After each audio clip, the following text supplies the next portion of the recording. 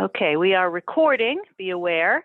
Also presenting tonight, as you can see here on your screen, unless of course you're just on your phone, we have, excuse me, Roberta Ricketti, representing the Putnam Rotary Interact Club Youth Group.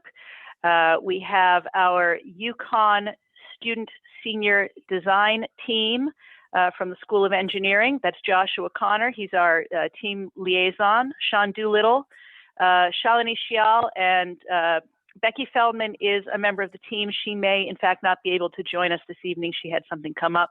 If we do see that she comes in, we will promptly promote her to a presenter so she can take a piece of her final project. They're going to show us the design options that they have come up with as a part of their senior team project, and that is based on input that we had from the November workshop. And then our partners from the National Parks Service Rivers, Trails, and Conservation Assistance Program, that is Stephanie Stroud, who is also manning the slide deck, Elizabeth Brown, and Mallory Zink. And each of those folks from NPS will have a little bit to say this evening. We can advance. All right, so we just want to get started with a few poll questions to get everyone warmed up and see where everyone's coming from. So Steph can pull up the poll questions for everyone, and then we'll have you all vote. So we've got 3 questions here. One being, how old are you?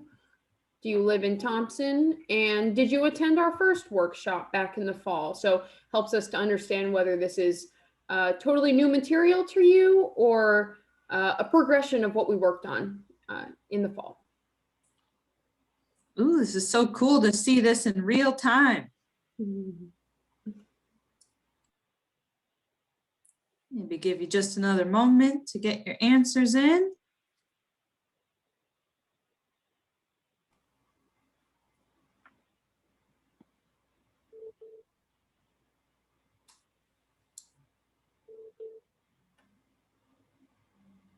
Good mix of ages tonight, ranging from 25 to over 75 years young. And a good mix of folks that live in Thompson and outside of Thompson. Okay, I'll give you just another second, get your last minute answers in. And it looks like we have some new folks joining us tonight, which is very exciting. All right.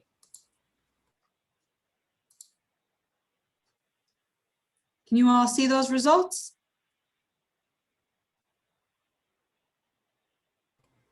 Yep, so our biggest age group here is 55 to 64. Most of our attendees do live in Thompson, but we've got a good number of folks who don't. So thanks for joining. Super appreciative of that. And actually, the majority of you did not attend our first workshop in the fall. So this is exciting. We're glad we've pulled you in.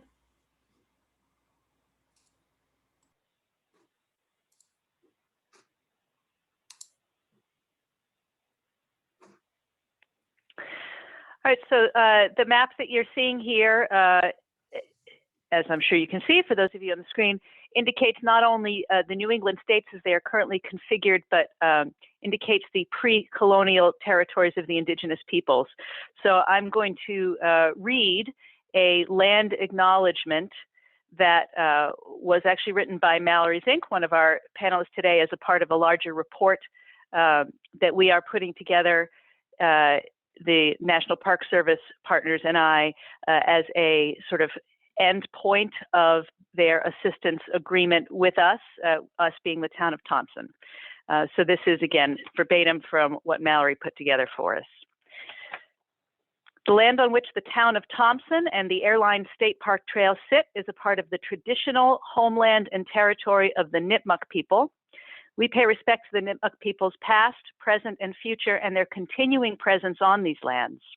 Acknowledging them reminds us of the important connection to the land on which we live, work, and recreate.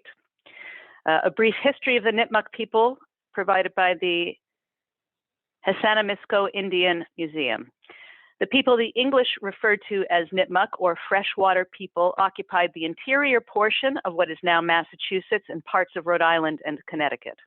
The present-day boundaries of the original homelands included all of central Massachusetts from the New Hampshire-Vermont borders and south of the Merrimack Valley, southerly to include Tolland and Windham counties in Connecticut and the northwest portion of Rhode Island.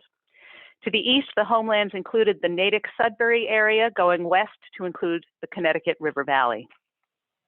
The people lived in scattered villages throughout the area, including Wabbaquasset, Quinnebog, Quabog, Pocumtuck, Agawam, Squakeag, and Wachusett. Their seasonal economic and subsistence cycles consisted of hunting, gathering, planting, and harvesting. Villages were linked together by kinship ties, trade alliances, and common enemies. They lived in wetus, which could be moved to other encampments. Often thought of as wanderers, they were instead careful planners and good stewards of the land upon which they lived. There are scattered references throughout history to Europeans landing on the coasts of Canada, Maine, and the islands nearby. In 1497, John Cabot landed on Newfoundland, establishing new fishing grounds for northern Europeans. The French attempted several times to colonize the Canadian and Maine coastlines in order to capitalize on the fur trade. Deadly epidemics resulting from these encounters ravaged the native population. Current scholars estimate a possible 80% mortality rate. Later, when the English began to settle the area, they took the vacant villages and abandoned cornfields as a sign from God that they were meant to supplant the Indians as rightful inhabitants of the land. Ojibwe oral history tells that a sign was given and the people knew that a terrible thing was on its way to destroy the people. Therefore, they left and traveled west to new lands, taking the sacred fire with them until it was safe to return it to the homelands. They refer to the Indians in New England as the ones that stayed behind. So that is a land acknowledgement of where we are and those who were here before us. Thanks, Tira.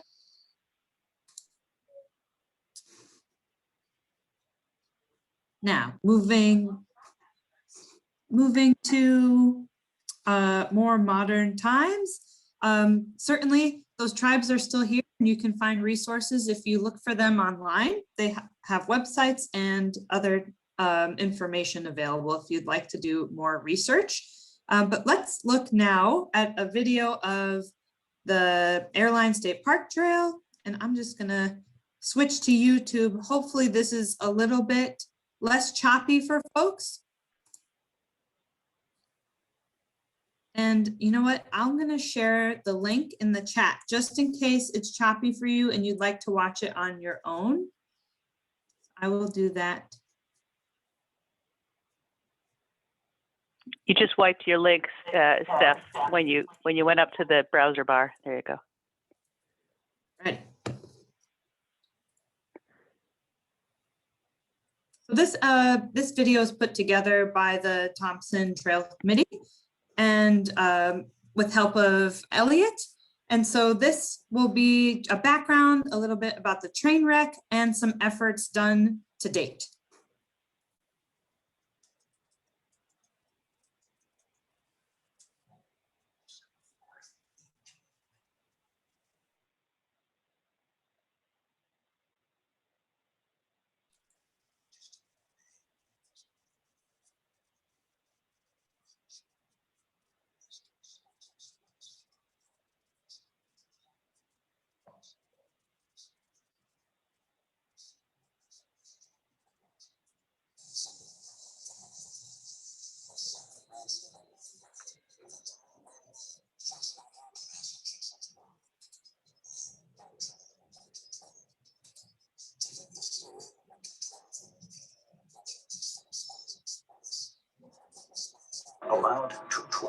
On the westbound track ahead of the express. Unfortunately, both the dispatcher and 212's crew had forgotten about the oncoming Southbridge local freight.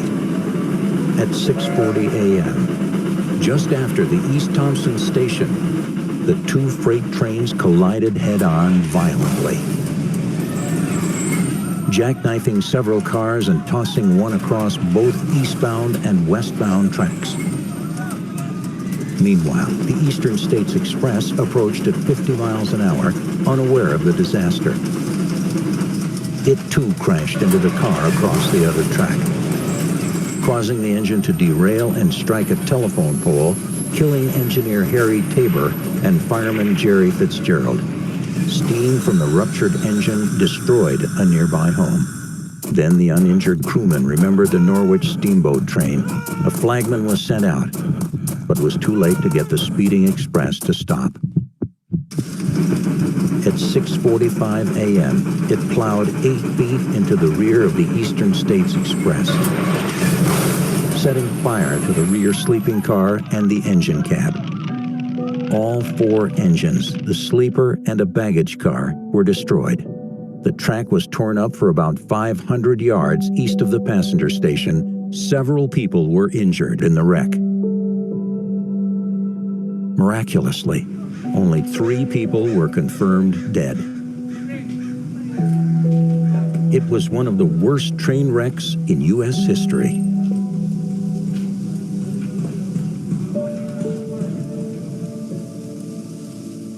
Now, in 2020,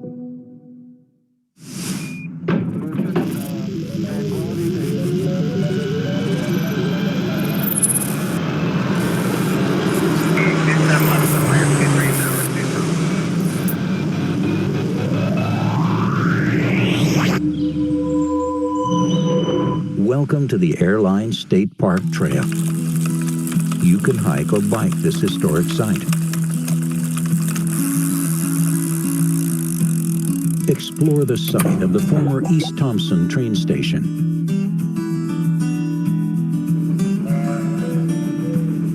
Tickets, please.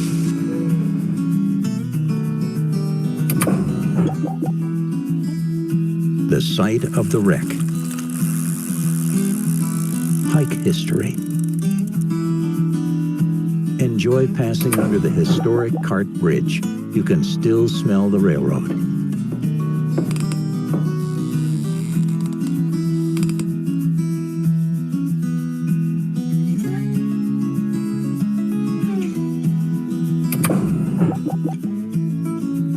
A stone arch aqueduct that lets the brook pass under the Airline State Park Trail.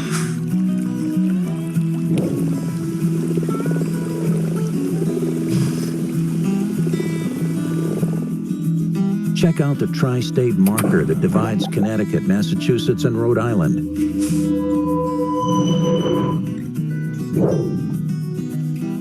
Walk where the tracks once ran, stretching across eastern Connecticut from East Hampton to Thompson. The northern section from Windham to Putnam measures 21 miles, with an additional 6.6 miles existing in Thompson. Miles upon miles of trails to explore. A gateway to Boston via Franklin.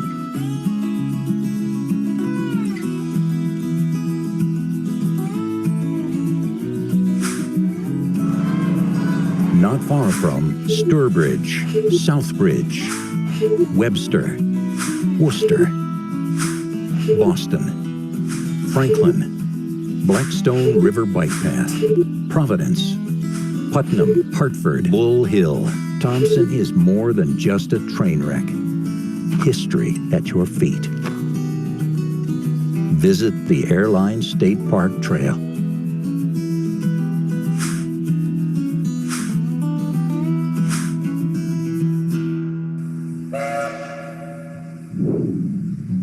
Thompson, Connecticut.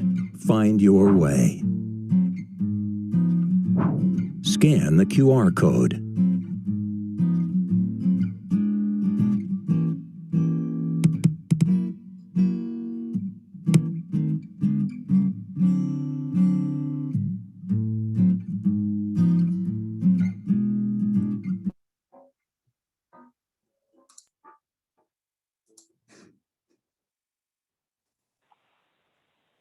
So I just would encourage anybody to grab that link and actually view it later on YouTube. I know sometimes when you do these videos through the webinars, they are a little choppy, and it is really a very, very well done video, and the flow is much, much smoother.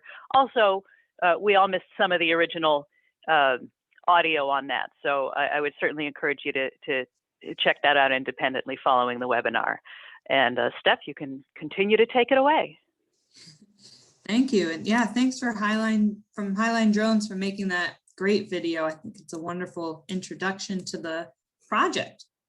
So let me turn it over now to Roberta. I'm going to start sharing my screen again.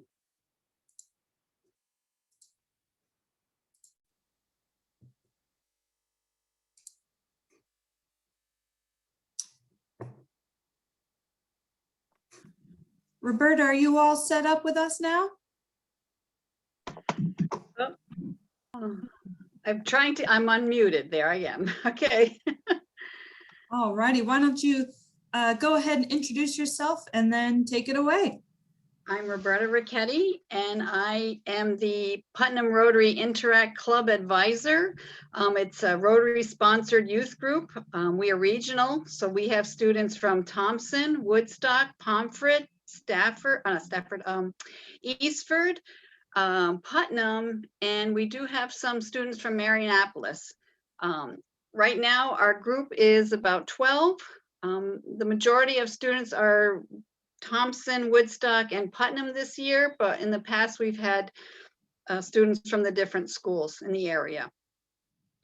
So one of the ideas was to get out and do some fun things, not just community service projects. And so Braden Cutler, who's a Thompson senior at Turtelot, he decided to do this hike on the Airline Trail, which was just down the street from his house, and he had never been.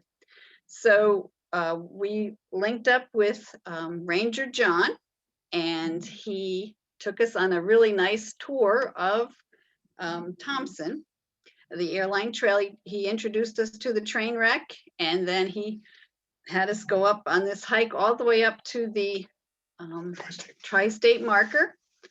And it was quite an event.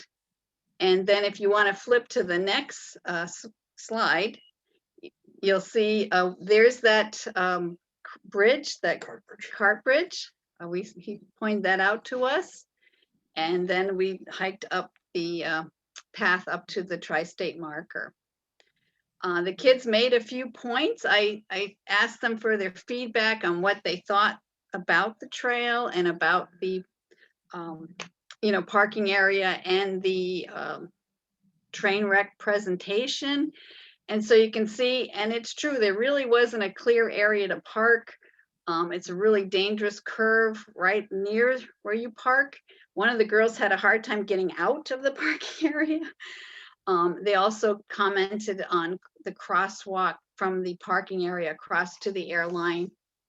Not enough signage, they felt. And they felt like you could drive by the train wreck spot and you wouldn't even notice it because there's not enough signage. And they were a little disappointed. We saw that the geo marker was chiseled out at the top where the tri-state marker is. So they were kind of sad about that. And they had a few wish lists. They said so this is something in the future, I guess. They thought to have an elevated walkway like in Pomfret to go over from the parking area to the Airline Trail. And then they thought it'd be cool if there was a small museum building with maybe some animated videos and then, a restroom and trash receptacles. So that's what the take on my students.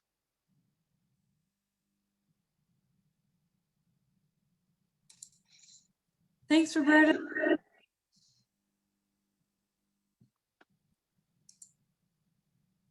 All right. Up next is our YUKON team. Why don't the four of you go ahead and introduce yourselves, starting with Joshua. I am Joshua. I'm a senior, and now all of us have just graduated a few days ago, but we're in civil engineering. Specifically, like for our project, it was focusing on the transportation aspects of civil engineering. And that's what interested me the most in this project, was trying to improve an area that is used for recreational purposes. And Sean, you can introduce yourself next. Hey everyone, my name is Sean Doolittle. Also, obviously, just graduated from UConn with a degree in civil engineering. This type of work is exactly the sort of work I want to be doing for the rest of my career. So it's been a great opportunity for me. It's been awesome. And I'm Shalini. I am third out of fourth member of the group. I also just graduated from UConn with a bachelor's degree in civil engineering, and I'm going to be working as a site design civil engineer. So this is right up my alley. Thanks, you three. Sounds like Rebecca won't be joining us tonight, but that's okay.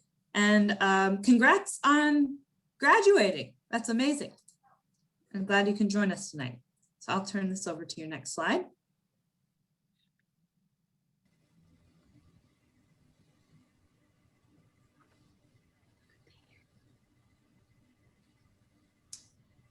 Anyone speaking on this slide, or should I move to the next? I think this is Sean's slide. Sorry about that. I just out of order. So we're just starting off with a quick intro about the park and everything. So in 1891, the train wreck occurred in East Thompson. As the video said, it was one of the worst train wrecks in American history. And this history is really important to the town. As you have seen, the site is now the part of the Airline State Park Trail. And our project was to create a welcoming, safe, and family-friendly environment at the entrance to this trail. We focused on creating a sense of place, interpreting the history of Thompson in a way that the community could connect to, and increasing the curb appeal of the site. Here on this slide, you can see some of the images of the site from if you're on the ground view, because the video showed more of an aerial view. As you can see, the parking lot is just a dirt and gravel lot, and it has a very steep grading. So it kind of makes it difficult for stormwater retention and stuff, since that did result in some water potholes near the crosswalk area, which kind of inconvenienced pedestrians when they were using the crosswalk.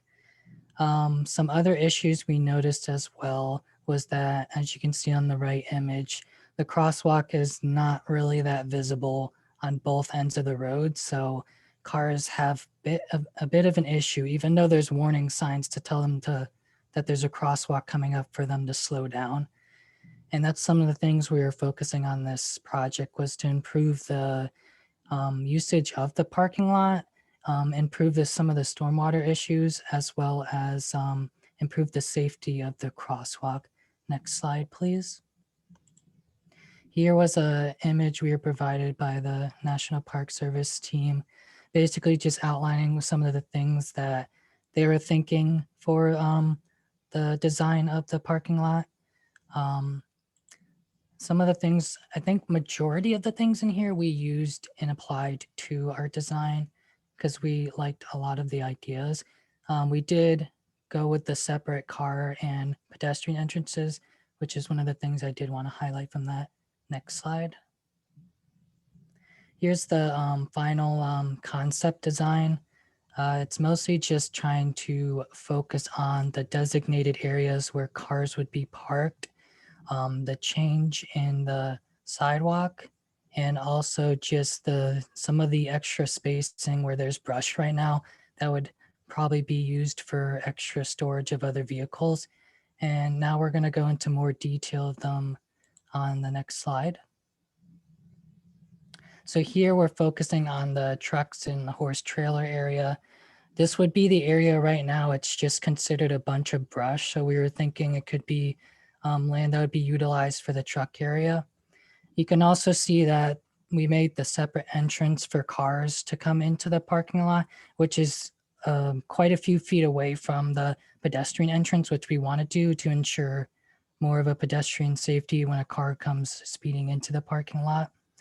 We also did something in Civil 3D where we wanted to make sure that if a truck is trying to get out, they can go around the regular parking lot area so that they can squeeze out and exit the area.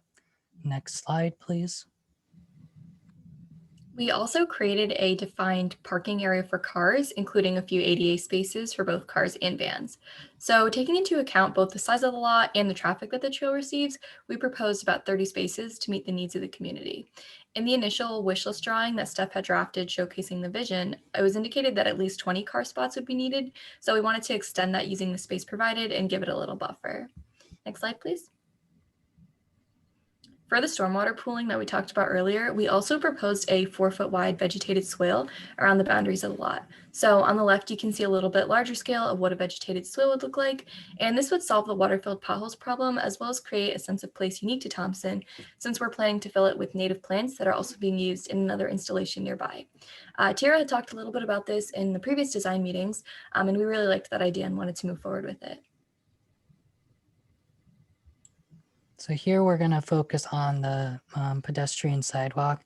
I know that some of the wish list ideas consist of some of the things we did here. So one of the things was trying to include an elevated crosswalk made, and for the material specifically, it would be brick asphalt pavers instead of actual bricks, because bricks are a lot more expensive.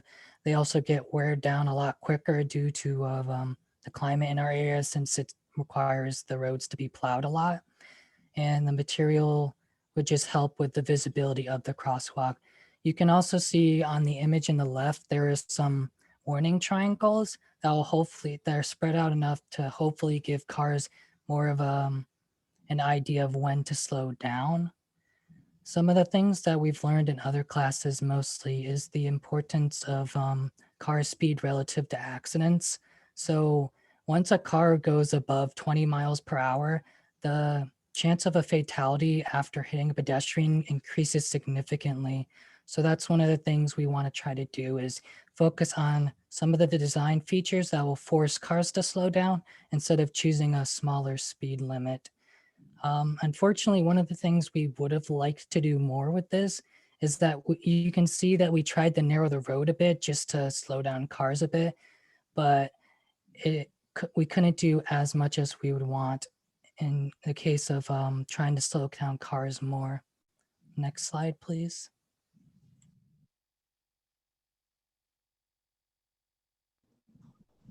So no park is complete without the amenities. So there's a list of suggested items like picnic tables, trash cans, and toilets that we included in our cost analysis for the town to decide on and the implementation of this project.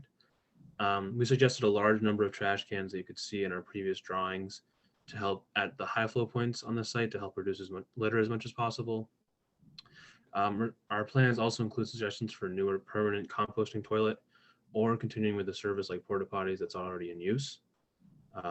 The key feature was a pavilion, like you can see here, which is the Pomfret Pavilion, designed in the style of the old depot. I think you'll see more of that later. It's going to serve as a resting place for people on the trail, and also as a starting point for tours to explore the site of the crash.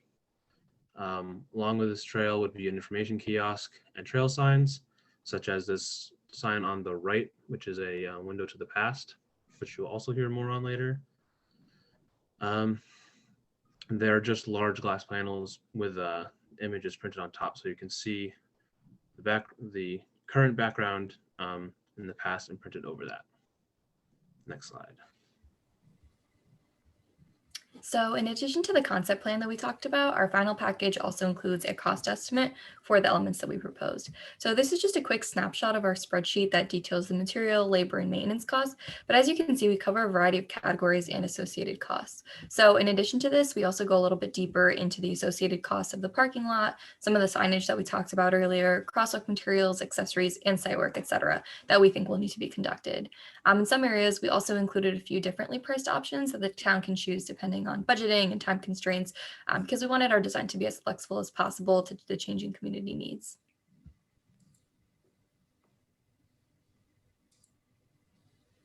And that's Excellent. Yep. Thank you so much for listening to our presentation, and be sure to check out the Airline State Park Trail. Thanks so much, YUKON students. Really great work. And if you have a question for the YUKON students, we're going to have a Q&A at the end of the presentation. So feel free to drop that in the Q&A. feature that we have, or just hold on to it until the end of the presentation, and then we'll take some questions. So in addition to the YUKON students' recommendations, we thought about some of the community input that we heard back in November and thought of some design solutions that could hopefully address those in making this feel like a really nice, attractive, park-like setting that it is unique to Thompson, and then also interprets that really incredible train wreck history, which is incredibly ripe for many ghost tours that are already happening in Thompson, and tons of learning experiences. So very exciting project. And what we decided to do was focus on kind of 3 different versions. Phase 1 would be kind of the highest priority needs, so parking and safety, and then just getting some interpretive signs put up. So that can be done earlier with a little less funding and still gets you that park that is attractive and accessible. And then phase 2, we would add a gateway and that trail depot that would have the trail amenities and be a place for folks to come and learn and rest, maybe use the restroom. And we propose it a little bit set back from the entrance to the trail, and hopefully there's a way to clear and thin trees so that it's visible from the road, which makes it kind of something that might lure people in to come visit, and then also helps deter from vandalism based on crime prevention through environmental design principles. And then phase 3, the kind of deluxe version, if funding allows, we would also recommend having a picnic area to host tour groups and large parties, small parties, for folks to be able to eat and enjoy themselves and have a shelter to go under in case it's really sunny or rainy. So phase 1, safety and parking, you heard from our YUKON students about those great ideas for improving the site. And now I'll turn it over to my colleague, Mallory Zink, for historic interpretation. All right. Hi, thanks for having me. I'm Mallory. I am a historian and I'm new to NPS and new to this project, and was so excited to get here and think about interpretation. And so these are sort of some things I've been thinking about for this section of the airline trail and how we can help tell the story of the Great East Thompson train wreck. And these are just the signs. They're not the pavilion yet. We're not there yet. But so these are 7 signs that I've been thinking of as sort of a package that can all go together. And there are numbers along the trail that correlate to the signs, but I've sort of been thinking of it as a bookend space so that you can enter going up the trail or down the trail and you know what you're walking into. So the signs on the ends are similar to each other. They include a mix of sort of regular interpretive panels and then the windows to the past, which were mentioned in the first workshop, and then a replica sign. And we have a mix just because it keeps users engaged, trail users engaged, and it offers variety for people who have different levels of engagement for reading a sign. And then they all also have QR codes. So if they read the sign and they get to the end and they're like, I just love that so much, they can scan the QR code and head right to the Historical Society site. Steph, you can go to the next slide.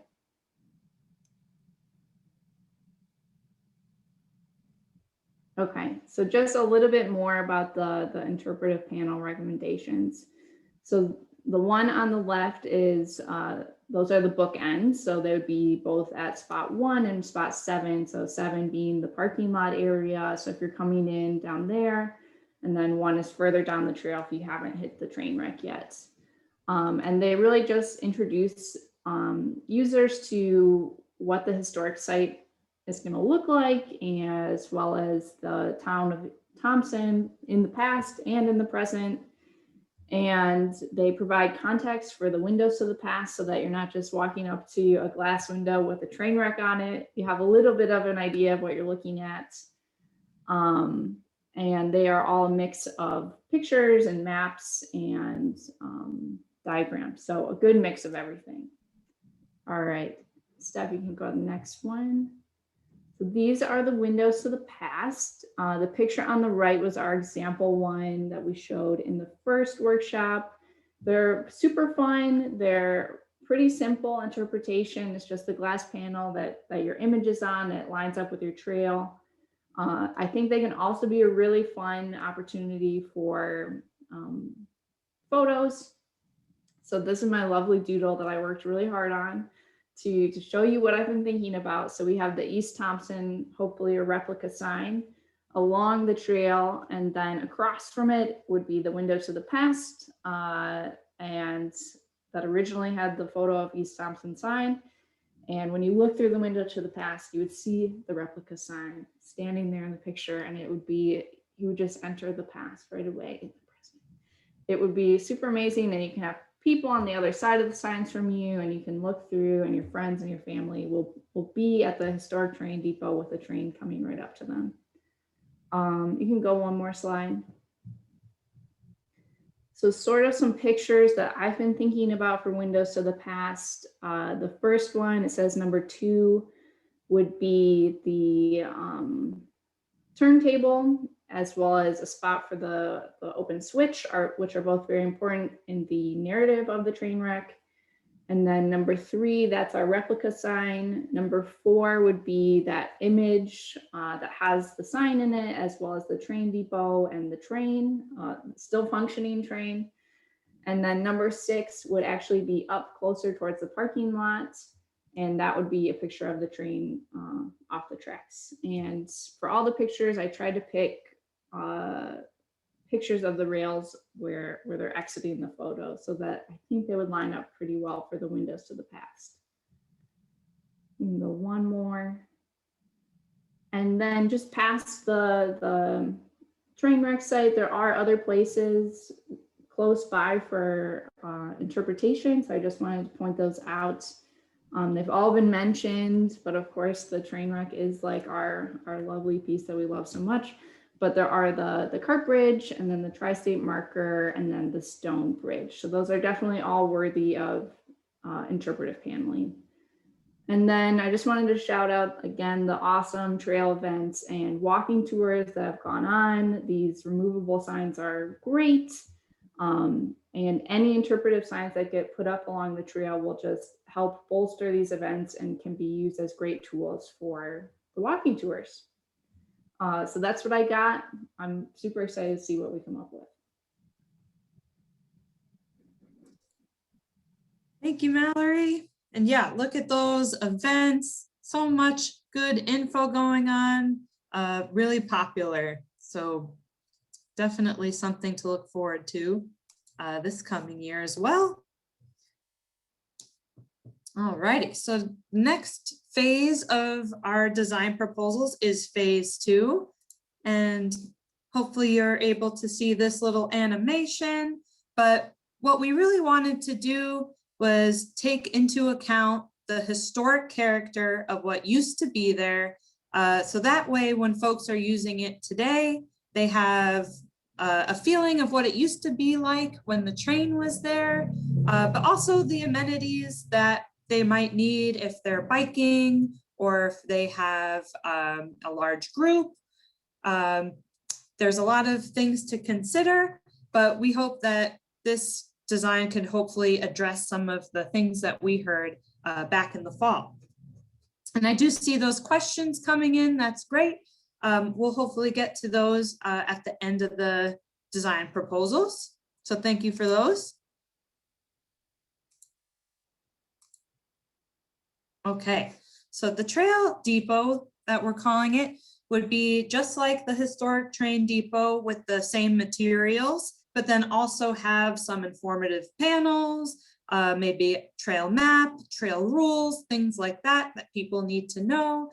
Also benches with some shade for resting, a bike repair station and rack. So you might have seen those on trails before, where they have a bike pump for your tires and maybe some basic tools. We would also have the historic sign, and then as funding allows, hopefully replacing the porta potties that are seasonal with more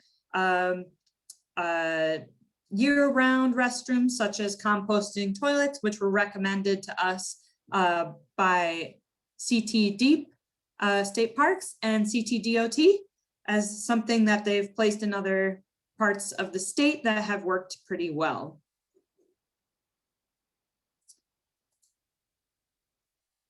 Also part of phase 2 is creating a gateway to the trail. So something really nice and custom that just makes folks feel welcome, know that they are on the Airline State Park Trail and that they've entered this very special place. And you can maybe include some information like site of the Great East Thompson train wreck, which is always like really intriguing to hear.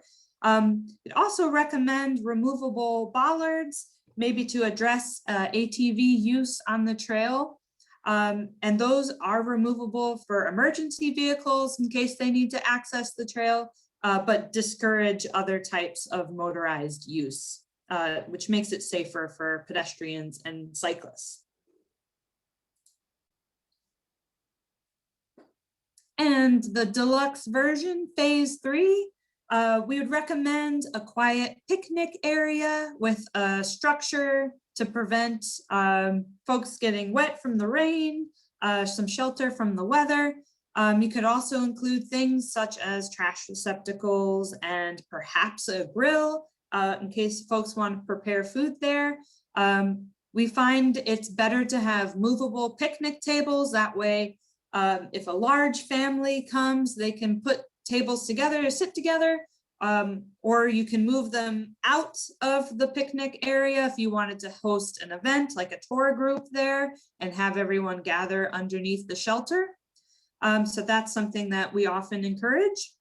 But yeah, this would be kind of the way to have an experience of enjoying a relaxing time surrounded by all the nice nature that the Airline State Park offers.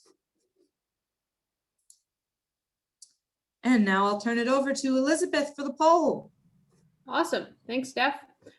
So Mallory and Steph just set forth a lot of exciting creative design recommendations. So we want to hear from you guys whether these recommendations that we've set forth address your parking and road crossing safety, your signage, and your trail infrastructure concerns. And those are based off of what we heard from everyone in our first workshop. Those were the biggest problems that you all wanted some help solving. So we will give you just a couple minutes to answer that, and then I'll have Steph share the live results.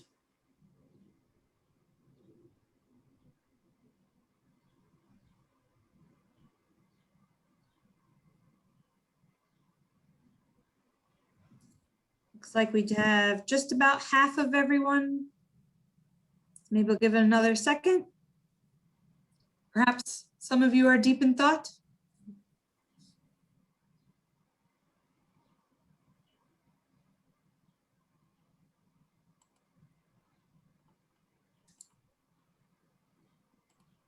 Close to 30 responses here.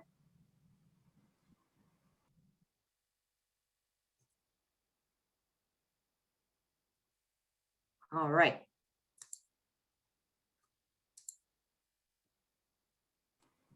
Great. So looks like 89% of you guys said yes, that these did address your concerns. So that's really awesome. 11% said no, and certainly we can kind of delve further into that in our question and answer session. If you have any thoughts about what might be lacking, or if you have any points of clarification, we can go over all that then. Thanks everyone for voting.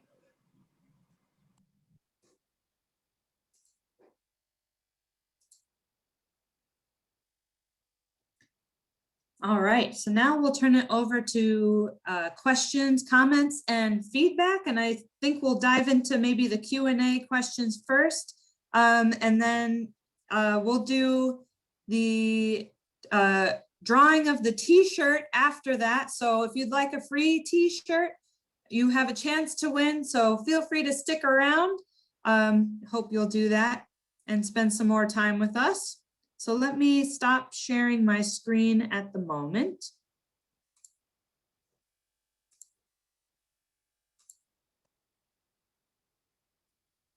And we'll open the Q&A here. All right. I can start addressing some of these questions. So it looks like our first question from Valerie, I believe will be directed at the YUKON students. So Valerie, I'm happy to read off your question. And if there's anything you want to clarify, we can have you join us and speak. So Valerie said, can you please show and explain how the horse trailer aspect of the parking design will work, including how the trailer might drive in, where it parks, how many trailers can be accommodated, how the horse might be unloaded, and how the trailer exits the lot. So YUKON students, if you have any thoughts about this from your design sketches, please share them with us. I can answer that question. Steph, do you mind sharing your screen again and going back to the truck slide page, the truck entrance, horse trailer entrance, just so it's easier for them to visualize it?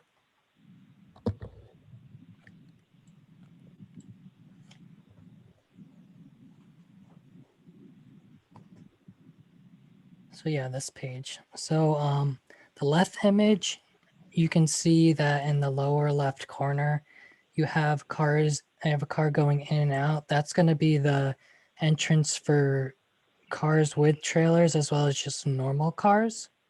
So that's where they're going to be driving in. There's going to be a designated area once. So if you're going into this entrance to the left, that will be the designated area because we're going to clear up some of the brush in that area since there's not any like trees there that we would have to get rid of. So instead that would be used as space for them. And if you see the green outline, it shows that when a car with a trailer comes in, it can go around to get its way back out through the entrance again to exit the area. Is there anything else I need to clarify on? Oh yeah, and then on the right image, when the car with the trailer goes in, they pull in to the right and then they can back in to the left area. So I hope that answered it. And there's also 2 spaces for cars with trailers. Great, thank you both. So we also have another question about our glass panels, our windows to the past. So Valerie said that her town deals quite a bit. I'm not sure if Valerie's a Thompson resident or not, but deals quite a bit with crime. So she envisioned the glass panels being smashed possibly. So if there were any thoughts about, you know, our placement, I think Mallory, you might be the one that's best served to address that in addressing vandalism needs. Sure. So for the glass panels, we're just calling them glass panels, but they most likely won't be made out of glass. They'll probably be made more out of plexiglass or fiberglass. So not something that would shatter and create something dangerous along the trail. So I hope that answers the glass question. I can follow up on that as well, because I have actually started assembling estimates for the interpretive signs because I'm just in the process of starting writing a grant to get some funding to add those to the trail. So the passports, which is what the proprietary name of the creator of the original example that you saw on the Manhan Trail, was what they were doing was a plexi, and the plexi is also subject to breakage. It's not high impact enough. So what we are quoting out is going to be either a clear plexi embedded in, I think they call it Lexan, which is either a pourable resin or a laminate to give it extra durability, or some similar type of material, the clear panel embedded in another clear kind of encasing.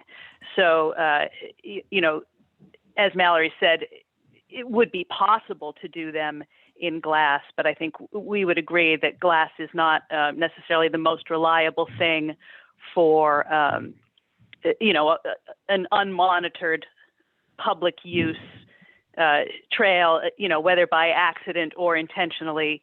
There's all kinds of things that can damage a sign, and if you have the investment, you certainly wouldn't want it to be smashed up right away. So we are looking at the kinds of options that are available for these examples. Interestingly enough, the original manufacturer of which is where I was starting to go earlier, of those passports is not doing them anymore for that reason. So we are trying to quote it locally to find a more durable option, because they were a very, very popular, like one of the most universally popular options that we showed in the November design workshop. So we want to do whatever we can to make those a reality on the trail.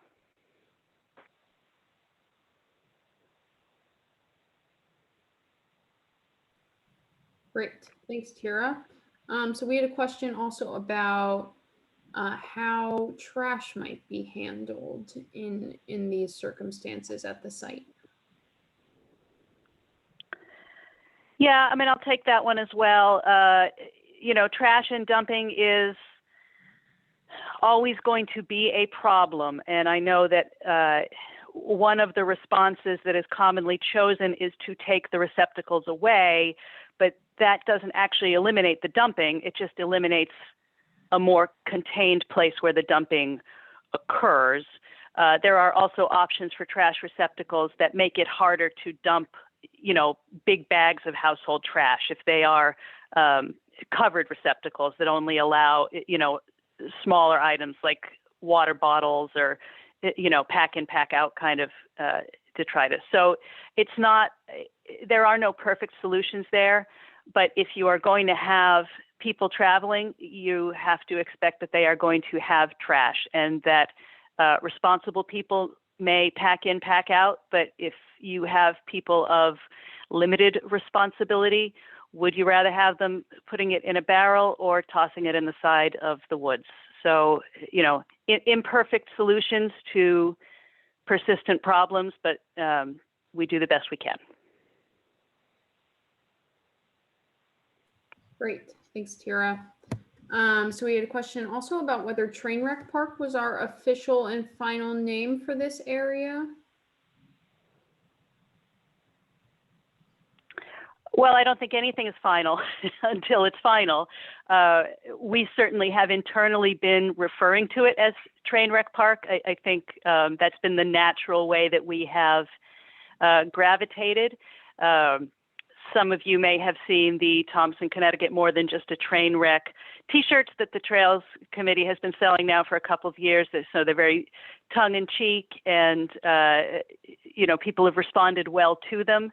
I think the same thing would probably be the case here, but you know, like any other part of this, we want it to reflect, you know, community preferences. So if there are strong feelings about naming it one thing or another, you know, we can poll that as well. But like I said, nothing's final until it's etched on a sign. Great, thanks, Tara. I think this next question will be for our YUKON students. So we had a question about whether solar-powered flashing crossing signals could be part of the pedestrian area. That was one thing we did not consider, but it would also be a good thing to think about, because this design is not, like Tyra said, all of the designs we have demonstrated right now are not finalized. So that's why we want the feedback. That would be a good thing to include. Our main focus was mostly just trying to find ways to help reduce the speeds, because if there's something important we've learned from all our civil engineering classes is that signage does nothing to help reduce speed compared to the design of the road and also just how you demonstrate the crosswalk. So that's why we wanted to focus on the triangles as well as just the elevated to force people to slow down. Awesome. Thank you. So we also had a question about whether signs would be presented in languages besides English, perhaps through a QR code to a Spanish version, whether this has been considered or not.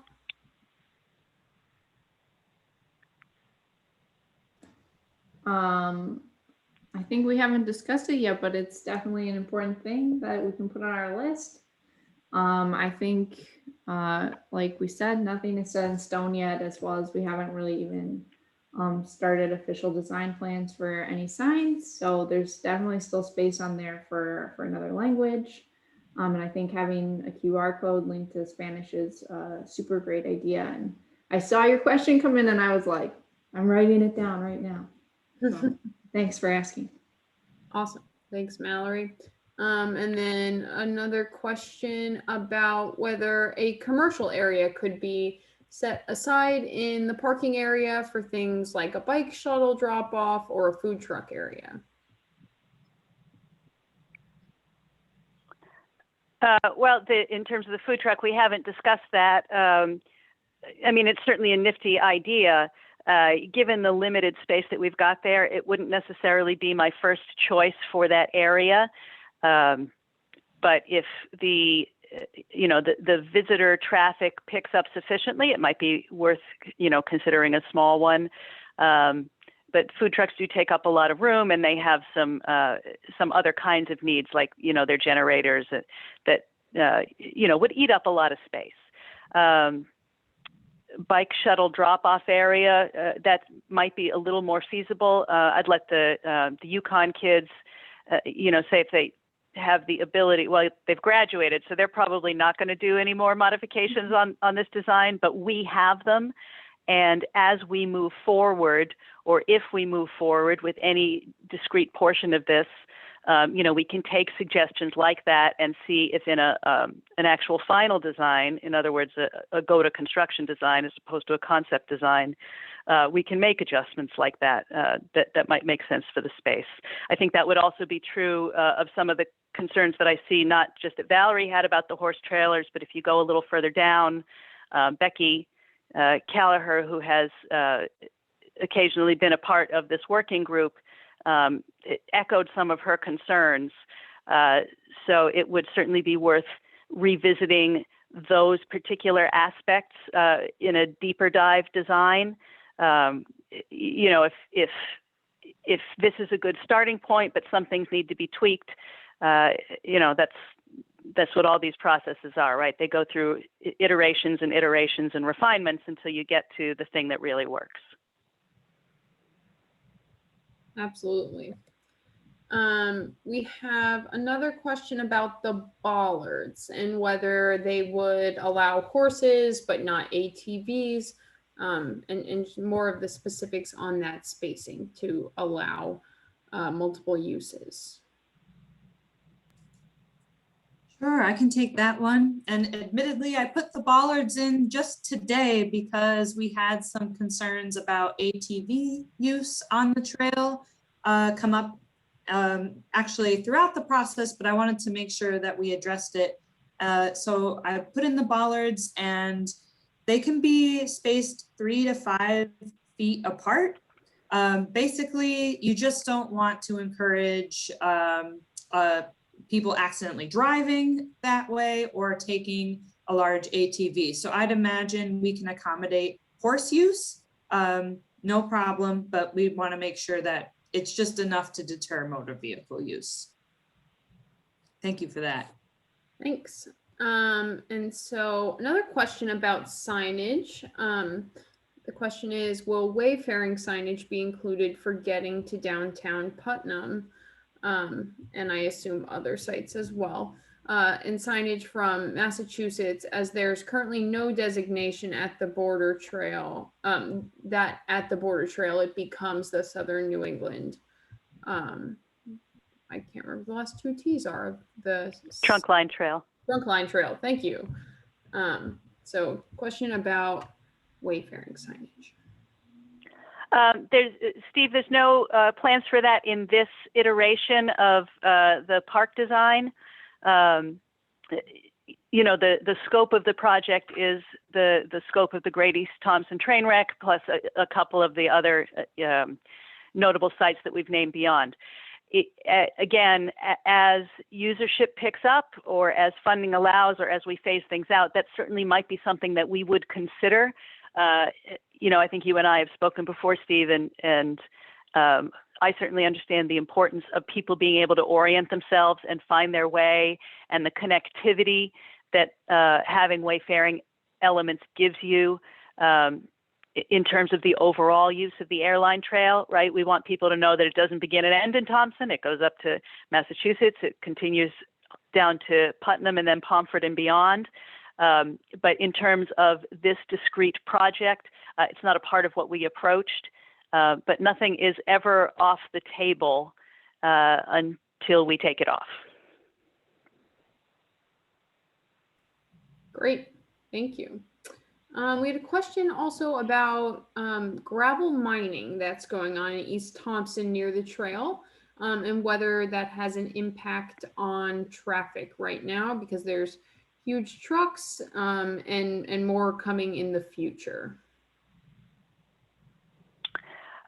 Well, I'll take that as best as I can. The gravelers operate on permits, and you know, they mine their sites until the sites are mined out, and then the truck traffic comes and goes in those phases along with that. Again, it's kind of outside the scope of this project. However, the traffic calming measures that have been suggested are a series of sort of relatively low cost but high effectiveness per cost measures to start with. Joshua alluded to road narrowing. Physical road narrowing, in other words, taking away asphalt, is probably cost prohibitive, but there are other methods of essentially optically narrowing roads, which are pretty well regarded as ways to sort of psychologically cause drivers to slow down. I would be a big advocate of you know, investing in the reflective paint that allows you to do that. You know, the roads in Thompson are public roads, and vehicles get to travel them. Some vehicle drivers are good operators. Some vehicle drivers are bad operators. I think we would all agree that the bigger your vehicle, the more dangerous you become if you are a bad operator. But also, as Joshua pointed out, we know that signage is not particularly effective on its own, but the psychological effect of things like, you know, visual cues, road narrowing, raised crosswalks, those things do help. And, you know, it might not be the world's most satisfying answer in some ways, but when you're dealing with public roads, you know, they are factors. Thank you. Thanks, Tara. So we also had a question, and I'll kind of loop these in together because I think they fall into the same category. One being, who will be responsible for caring for this property, as well as will there be any patrols on the trails? Right now, Thompson does not have a ranger. A ranger program has been proposed to NECOG. It's currently sort of in limbo. I think it's a fantastic idea, but it would require investment from a number of the towns in the area. It is a Connecticut Deep property, but I can't speak on their behalf in terms of how often Connecticut Deep staff or rangers come up here to monitor. But there you have it. Our Trails Committee volunteers definitely do some brush clearing. and some light maintenance. Our DPW crews will also do some maintenance particularly if it's exigent. Maintenance is always a challenge, like anything else. But if it's something that we build and people are enjoying, and it drives, a boosting of the local economies, I think investing a little of our own time and financial resources into that maintenance would be a wise choice for the future. Great, thank you. We had a question. One of these looks like more of a continuation from our previous wayfinding signage question. Just asking if other historic stations and depots will be signed similarly, such as Klondike, Mechanicsville, and Thompson. So little more about the signage placement. If anyone has anything else to add to what we previously noted. Yeah, I mean, just sort of more of the same. It's outside the scope of this discrete project. We do have another wayfinding design report from a different project that's more town-wide, and it did include some more options for local amenities, important civic buildings, directions to other neighborhoods or to other towns. That is something that I'm pursuing, or will be again pursuing grant funding for, to try to implement a town-wide project, at which time, again, we'll sort of take a look at where we want those final locations to be. I did submit a grant application for that late fall or early winter of 20 that was not successful, but we got excellent feedback on that grant, and we're encouraged to apply in the next round late this year or early next year. So again, further down the line, but all these things are related. As my friends from the National Park Service can tell you, why do one thing when you can do 5? So anything that ties these pieces together, I think, is a great idea, and we'll pursue it as it becomes available to us. Awesome, thank you. We had a question about, do we have any information about Wi-Fi security options? So I'm assuming that question falls into a similar vein as the patrolling question. Yeah, and I don't really have an answer to that. I think we'll have to skip that one. Also, that's a member of our working group, so we can talk about that sort of in more depth later. But we're going to explore anything that we have to explore to make this a viable and appealing and secure site. There's the short answer to any similar kinds of questions, really. Awesome. So 2 logistical questions we have. Kira, do you have office hours at the town hall and or contact info? I most certainly do. The easiest way to reach me is via email. I sit plastered in front of my screen all day. My email is super easy to remember. It is planner@thompsonct.org. I love to answer questions. I love to talk to people who are interested about these projects. My office hours are town hall office hours, Monday through Friday. I'm usually there at 8:30 a.m., which is before town hall opens, and generally till sometime between 4 and 6, depending on the day. Fridays we have short days, but essentially the regular work week is when you can find me sitting in my chair, and yeah, I welcome any emails that anybody would like to send me. Great, thank you. And then question from Lori, where can we find this recording if we want to share it with others who might be interested in viewing it?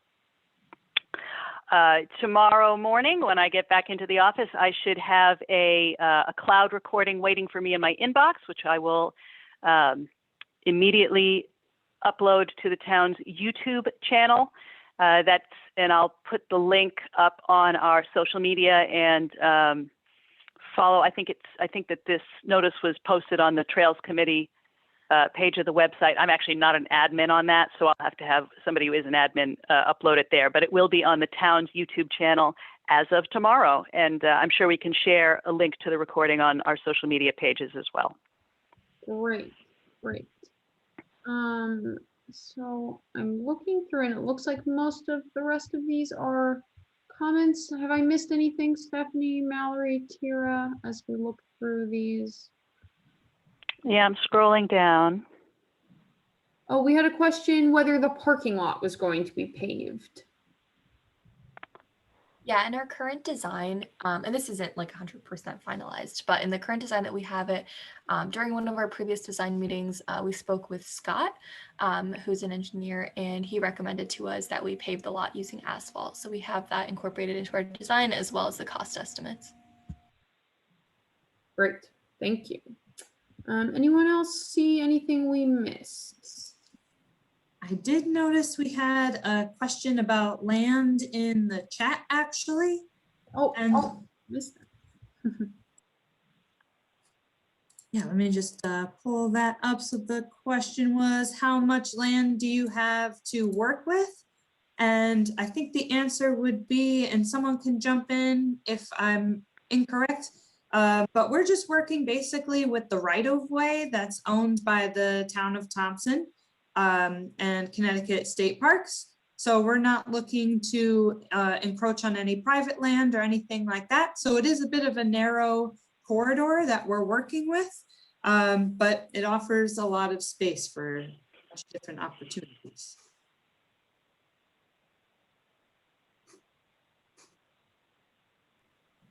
Great, well, I think that about does it for our question and answer session. And if there's something that we did not attend to that you have a question afterward or anything, you can also direct those toward Tira and she can send them our way as well. Yeah, so before we get to the very last piece, which is the awarding of our fabulous prize, one of our actually I think we were going to give away two of our more than just a train wreck long sleeve fluorescent green t-shirts in wicking material. We did just want to talk about next steps in this process. So we didn't really cover it as much in the beginning of this one as we did in the fall workshop, but our partners here from National Park Service are under an assistance award agreement with us through the end of their fiscal year, which is September of this year. So this has been an almost 2-year process. As a part of their work with us, in addition to these design workshops and helping to coordinate our working group, and we did mention this a little bit earlier, Steph and Elizabeth and Mallory and I are putting together a final report on the development and enhancement of Thompson as a trail town. Part of what that report will enable me to do from the Office of Planning and Development is as a support material for grant applications. Things like that look fantastic when you send in requests to people to give you money. And we have at least a preliminary plan for seeking grant funding for some of the discrete portions. I already mentioned that I'll be sending a grant in shortly to start the work on the interpretive signs. You know, nothing's ever 100%, but I've spoken with the grant administrator and I'd say we have a high probability of getting some funding there. Even if we don't, the way we've structured it, we'll either have you know, half of the amount that we want or the full amount, depending on whether or not we get the grant award. So some number of those signs will go on the ground starting in this year. Following that, you know, there's an escalating series of grants for each of those discrete phases that as we put aside funds to match, because they almost always require matching funds, you know, we can add more and more and more pieces. And each piece that gets added looks better in the next application. So everything is gradual, but all of this work is not just background and a fun project, but it is something that allows us in the town to go and turn around and try to actually implement. And that's the part that everybody wants to see, right, is seeing it be real. So those are our next steps.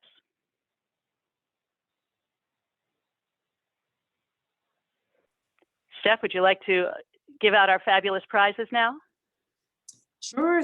Thanks, Tira, for covering the next steps too. I think that's really important. And also just wanted to mention that if you entered in a comment in the Q&A, that is all being recorded.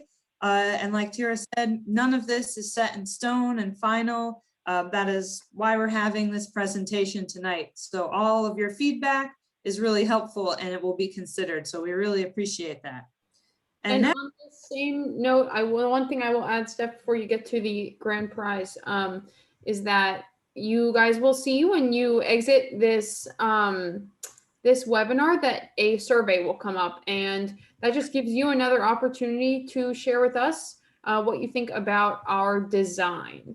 So it's going to be a Google form that will load, and then we'll also send it out to everyone afterward to give you another chance to answer. But we just want to hear about, with regard to all the ideas we presented, what's your most preferred option, and you can rank what we've set forth tonight from 1 to 7.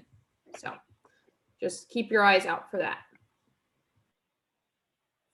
yes, thank you. Very important. And thanks in advance for taking that, everyone. It really helps us as we put together our action plan. And so for those of you who made it to the end, we really appreciate it. You too can have one of these amazing t-shirts. Let's see. So today's date is 5/12. So I just looked into who's at least on my screen for 5 and 12, and I have Chris R. So Chris, if you email Tira, we'll be able to get you set up with a t-shirt. So that's planner@thompsonct.org. And then the next one is Jennifer. Let's see, Jennifer, I think just Jennifer. You are our second winner. Congratulations. Oh, so make sure you also specify your size. And I can attest they are very good for visibility and for athletic activities. Also, they run large. And they run large, yes. All right, so thank you everyone for your participation. Panelists, if you just want to turn on your video for a last final wave. We thank you so much for joining us tonight. Thank you, YUKON and Roberta. And congratulations, YUKON students, again on your graduation. And thank you everyone for coming and for your feedback. We really appreciate it and hope to see you on the trail. Have a good night, everyone. Thanks, Thanks, everyone. Have a good night. Bye-bye now.